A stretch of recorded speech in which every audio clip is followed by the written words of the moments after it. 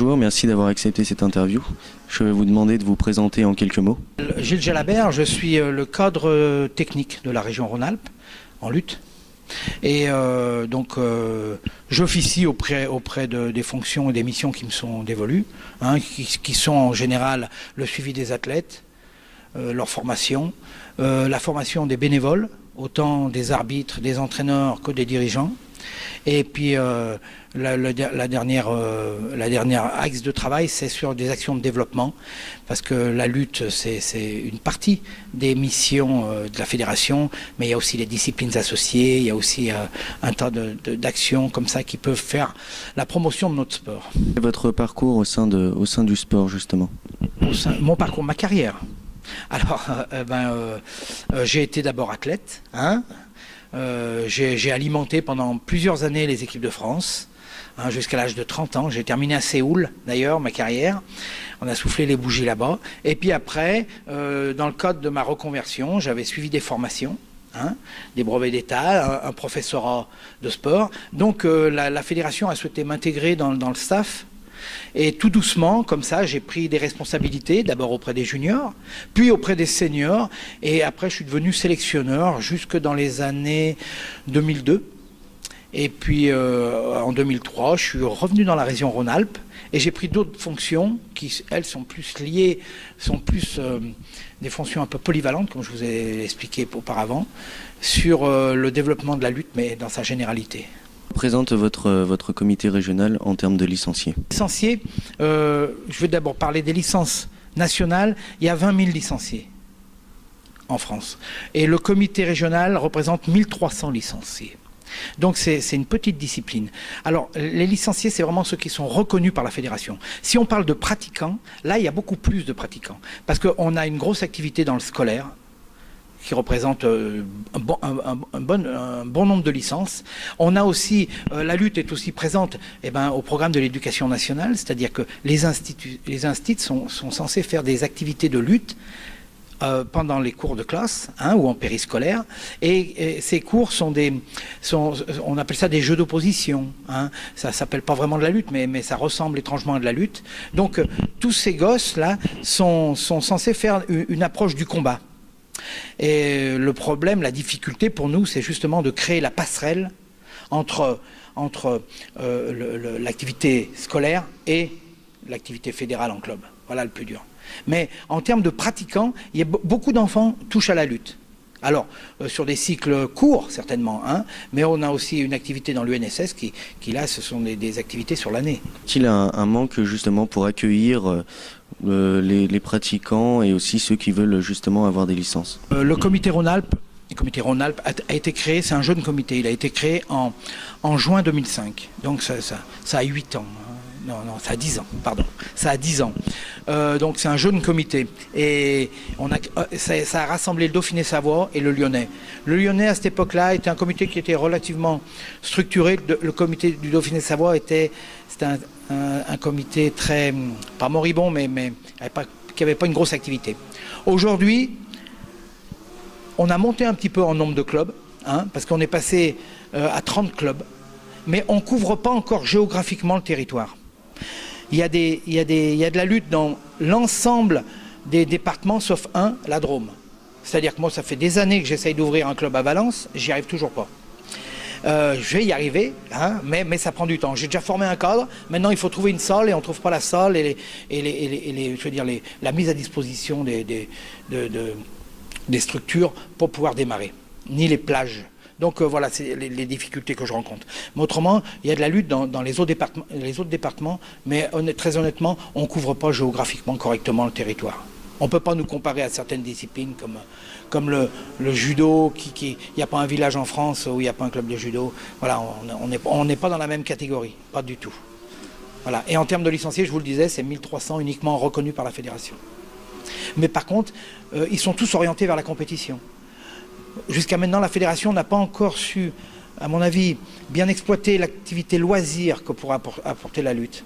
Nous, dans les clubs, c'est peut-être la mentalité, c'est peut-être que les dirigeants ou les entraîneurs ont une certaine vue de la discipline et ils orientent beaucoup l'enfant vers la compétition. Alors que je pense qu'on pourrait exploiter un côté plus loisir du jeu d'opposition. Je pense qu'on va y venir. Des choses sont mises en place actuellement pour répondre à ça, hein, comme les niveaux de maîtrise. Les niveaux de maîtrise, c'est une tenue et il y a la couleur de votre habilité. C'est-à-dire, si vous êtes débutant, vous êtes épaule blanche. Et ainsi de suite. Un peu comme au judo avec les ceintures. Donc ça peut être un objectif de travail, ça. Vous venez à la lutte, vous n'êtes pas un compétiteur. Vous allez pouvoir quand même apprendre, passer des examens pour pouvoir monter en habilité. Voilà.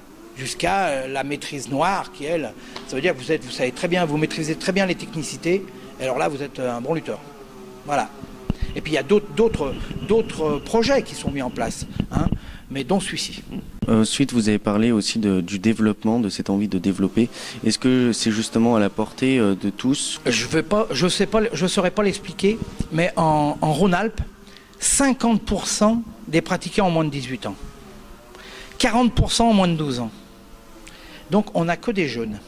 Donc je ne sais pas pourquoi on n'arrive pas à garder les cadets, ça ne doit pas être propre à la lutte, mais à beaucoup de disciplines, je pense. Hein.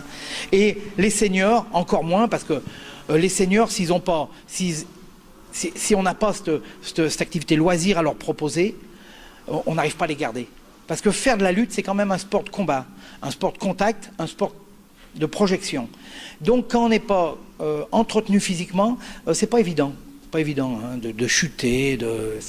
Donc on n'arrive pas à garder justement tous ces seniors. Donc moi, quand je regarde mes stats, eh ben, je m'aperçois que 50% de mes pratiquants en Rhône-Alpes, eh ben, ils ont moins de 18 ans. Donc les actions de développement, pour le moment, sont orientées vers eux. C'est-à-dire, voilà, on fait beaucoup pour les jeunes parce que les seniors n'ont pas cette demande, ni d'activité compétitive, ni de souhait de s'investir dans des actions. Donc voilà, alors il y a bien un secteur qu'on essaye de pénétrer aussi, c'est l'activité d'été. La fédération a mis en place la beach wrestling. La beach wrestling, ça se fait sur les plages, sur du sable, une délimitation ronde, un règlement très simplifié. On chute, ça marque. Et donc on commence à voir ça sur les plages. Hein. Donc est-ce que ça va être quelque chose qui va après amener par curiosité les pratiquants à la lutte? Peut-être, je ne sais pas. On verra ça. Pour le moment, ça se met en place doucement. Comment est perçu votre sport selon vous justement au grand public? Est-ce que le côté justement olympique permet de valoriser ce sport? Comment il est perçu? Ça serait à vous de me le dire. Hein, ouais. Comment je le perçois? Moi, je baigne dedans. Donc, il faudrait que je prenne un peu de recul pour avoir un avis très clair. Mais j'ai quand même une opinion, c'est-à-dire qu'aujourd'hui, comme on en a parlé tout à l'heure, il y a une grosse offre de combat. C'est-à-dire, on est en concurrence avec un tas de disciplines d'arts martiaux, hein, ou alors le Krav Maga, le MMA, le grappling, toutes ces disciplines de combat, le Jiu-Jitsu, le judo brésilien, toutes ces disciplines de combat qui arrivent et qui prennent leur place. Et nous, on arrive à tirer notre épingle du jeu parce qu'on est sport olympique. On est sport universel, nous.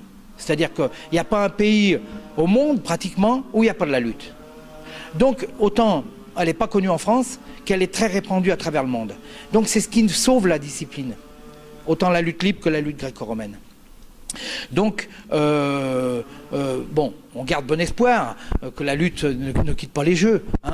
Mais parce que la discipline lutte, c'est justement la discipline qui unifie toutes les formes de combat. Le sport qui est à la base de l'opposition. Je veux dire, les premiers hommes se sont affrontés en lutte. Hein. Bon, après, ils ont pris un outil et ils se sont tués. Mais au départ, ils s'affrontaient physiquement, voilà, d'homme à homme. Hein. Donc voilà, la lutte est à la base de ça. Et j'ai mal cerné votre question. Oui, la vie que j'avais, l'image. Alors évidemment, je regarde autour de moi et je vois comment à l'image des autres disciplines. Et là, je pense qu'on a un effort à faire. Il faut absolument qu'on avance, parce que nous, on a encore une image un peu rétrograde. hein, du sport. On est la vieille discipline, alors que c'est pas ça du tout. Il y a une réglementation aujourd'hui qui est dynamique, qui est spectaculaire. J'ai encore... moi, je ferai des propositions facilement sur la tenue du lutteur qu'il faudrait faire évoluer. Hein. Je suis plutôt partant pour donner une tenue comme le grappling. Je sais pas. La lutte aussi féminine, et il y a beaucoup de mixité dans ce sport. La féminine existe depuis pas mal d'années, hein, depuis plus de 30 ans. Je ne voudrais pas dire de bêtises, mais au moins 35 ans. Elle a eu un développement croissant pendant quelques années, et c'est vrai qu'aujourd'hui, j'ai l'impression qu'il y a une stagnation. On a du mal à développer la lutte chez les féminines. Moi, j'essaye de m'y attacher en Rhône-Alpes. Je fais tout j'encourage les clubs, on facilite l'accès à la licence, on encourage, on prend en charge pas mal d'activités féminines, hein, sur le plan national. Et malgré ça, on a du mal à attirer la gente féminine. Parce que plusieurs choses, parce que la tenue convient pas, trop moulant, la tenue convient pas, à mon avis, aux filles. Il va falloir répondre à ça. Et parce que c'est aussi un corps à corps direct. C'est pas comme au judo, on n'est pas bras tendus. C'est pas comme à l'escrime, il n'y a pas un outil entre nous. C'est quand même un corps à corps. Et ça, bon, toutes les filles n'acceptent pas ça, je veux dire, de s'embrasser comme ça. Hein. Et puis quand même, c'est un sport de combat, donc déjà, il y a toute une partie de la gente féminine qui ne sont pas comme ça, prêtes à comme ça aller au combat. Je veux dire, il y a peut-être des disciplines plus fun, hein, pour les filles. Mais moi, je suis prêt ici, au centre, vous êtes ici au centre régional d'entraînement, et on a un petit collectif de féminines qui sont sensationnelles. On espère en faire des futures championnes. Et elles ne se posent plus la question. Hein. Quelle discipline elles ont choisi? Elles ont choisi la lutte. Hein, et bon, il faut apprendre à connaître la discipline pour pouvoir l'apprécier. C'est justement l'image qu'on a. Une fois on a mis le doigt dedans, bien souvent on aime. Mais il faut faire le premier pas. Mais c'est vrai qu'on a encore beaucoup de travail sur les féminines. Mais en tout cas, les portes des clubs sont complètement ouvertes à vous, mesdames. Quelle action concrète menez-vous au sein du comité régional? Comme je vous l'ai dit auparavant, on a une grosse activité sur la jeunesse parce qu'il y a une demande et puis parce qu'on a le potentiel. Donc, en ce qui concerne la jeunesse, on a mis en place un circuit de compétition, hein, que le comité régional organise, où les clubs amènent justement les enfants, alors ça c'est les 8-12 ans, hein, ceux qui font de la lutte jeune. Et puis là, il y a des journées où il y a des affrontements de masse un petit peu. Et puis, donc ça se fait, c'est très convivial parce qu'il y a les parents, à chaque coup, il y a 15-20 clubs qui viennent. Ça représente à peu près 180 ou 200 enfants là, qui courent sur les tapis. Bon, c'est très, très, très, très ludique et ça plaît énormément aux enfants et aux parents. Et tout le monde repart avec une médaille. Hein, tout le monde repart avec une médaille. Bon, il y a un classement quand même. Hein. Il y a un classement, mais tout le monde repart avec un cadeau. Et ça, c'est sur un circuit de 3 jours sur la saison. Et le dernier jour, on décerne un trophée qui est remis en jeu chaque année, qui est le trophée Bernard Bouvet. Et ça anime bien l'activité compétitive chez les jeunes.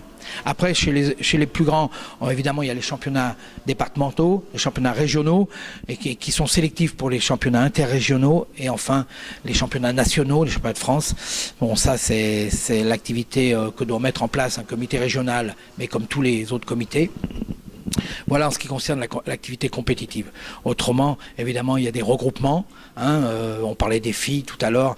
Le comité régional met régulièrement, ponctuellement, des regroupements féminins, parce que vu qu'on a très peu de clubs, et dans ces clubs, très peu de filles, elles ne peuvent pas travailler toutes seules. Donc régulièrement, on les sollicite et on les regroupe pour qu'elles aient des journées de travail comme ça en commune. Voilà. Et ça, c'est ponctuel, c'est assez ponctuel. C'est la seule manière qu'on a trouvée, parce qu'autrement, elles s'entraînent qu'avec des garçons qui sont parfois plus lourds, plus forts. Donc, on essaye de les rassembler régulièrement. Et là, j'ai une bonne équipe qui gère très bien ce collectif, une équipe de l'ETR, parce qu'autour de moi, évidemment, j'ai une équipe de techniciens qui œuvrent.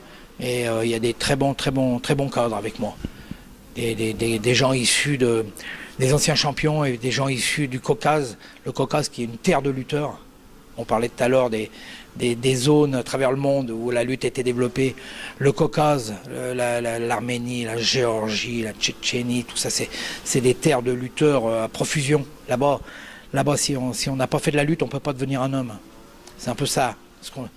Donc quand ils viennent ici, on profite un petit peu de leur finesse, de leur expertise. Voilà, donc ça c'est dans le cadre du développement. Il y a évidemment, comme je vous le disais, une équipe technique autour de moi qui mène des actions comme ça sur tous les départements. C'est l'encadrement que vous avez cité juste avant. Est-ce que cet encadrement permet justement une sécurité déjà des combattants et qu'il y a justement moins de blessures Alors, la lutte est une discipline très réglementée. Hein. La règle d'or de la lutte, c'est ne pas faire mal, ne pas se laisser faire mal. Voilà, c'est la règle d'or. Quand vous amenez votre gamin à 4 ans à la lutte, c'est les premières choses qu'on lui dit. Donc, en lutte, il n'y a pas de percussion. Il n'y a pas de soumission. Il n'y a pas d'étranglement. Donc, et mieux, c'est que quand on fait une prise, on doit accompagner la prise. On n'a pas le droit de jeter la personne. Donc, déjà, ça limite un petit peu les causes d'accidents. Mais ça reste quand même un sport de combat. Il y a quand même des chutes. Donc, comme tous les sports de combat, il y a des chocs quand même, hein, et à un certain niveau, il y a quand même de l'engagement, on va dire, et il arrive qu'il y ait des blessés. Mais bon, moi, on a tous été blessés, je m'en suis très bien remis. Enfin, moi, j'ai fait une carrière de plusieurs années, donc évidemment, hein, plus on est sur le tapis, plus on fait des compétitions, plus on a des chances un jour de passer à la blessure. Mais je veux dire, c'est pas récurrent chez nous, c'est pas récurrent. On n'a pas de blessures très graves. Il arrive qu'on ait des épaules, bon, oui, il y a des petits problèmes. À haut niveau, on a un peu les oreilles, un peu comme au rugby, dans les chocs qui prennent, mais ça, il faut des années de lutte avant d'y avoir. Mais autrement, on met des casques de protection qui sont tolérés, et on peut garder... je vous montrerai des photos de lutteurs et de jeunes lutteuses. Vous verrez que c'est des beaux garçons et des belles jeunes filles. Et autrement, sur la sécurité, à partir de l'enfant n'a pas le droit de faire de la lutte. Quand il arrive au club, il y a une réglementation qui s'appelle les jeux de lutte. C'est-à-dire c'est des jeux d'opposition. Hein. Alors d'abord individuels, après de coopération, hein, et après d'opposition. C'est des jeux, mais c'est pas encore de la lutte. On donne pas de vainqueur. Alors ça, c'est les jeux de lutte 4-6 ans. On donne pas de vainqueur. Ça doit rester ludique. Voilà, jusqu'à 6 ans. À partir de 6 ans et jusqu'à 12 ans, il y a une réglementation simplifiée avec des prises interdites qui s'appelle la lutte jeune. Et là, c'est une lutte simplifiée. Et là, ça ressemble à de la lutte, mais il n'y a aucune violence. On laisse lutter un peu à terre, mais il n'y a pas d'un engagement. Et après, à partir de minimes, là, ils font de la lutte olympique. Et là, la réglementation est plus large. Et là, à mon avis, quand on fait de la lutte, je veux dire, vu ce que je vous ai dit avant sur la sécurité, c'est pas une zone d'inquiétude, quoi. Quelle action concrète menez-vous au sein du comité régional? Vous savez que à partir de l'année prochaine, la région Rhône-Alpes va s'organiser avec l'Auvergne. Donc toutes les ligues, tous les comités et tous les partenaires institutionnels, hein, la région, l'État, la DRJS, vont se réorganiser. Donc j'espère qu'avec l'Auvergne, on va faire un bon travail commun. C'est un comité qui est assez structuré, hein, et j'espère que ça se passera bien et qu'on pourra avoir une élite encore plus large. Hein, et puis peut-être qu'ils profiteront un petit peu de notre structure régionale. Hein. Je sais qu'à Clermont-Ferrand, il y a un pôle France. Donc nous, on enverra évidemment notre meilleure élite en pôle France, hein, en pôle national. Mais nos locaux sont ouverts pour recevoir les seconds couteaux qui viendront travailler ici. On espère que ça va bien se passer. Merci à vous d'avoir répondu favorablement à cette offre. Merci.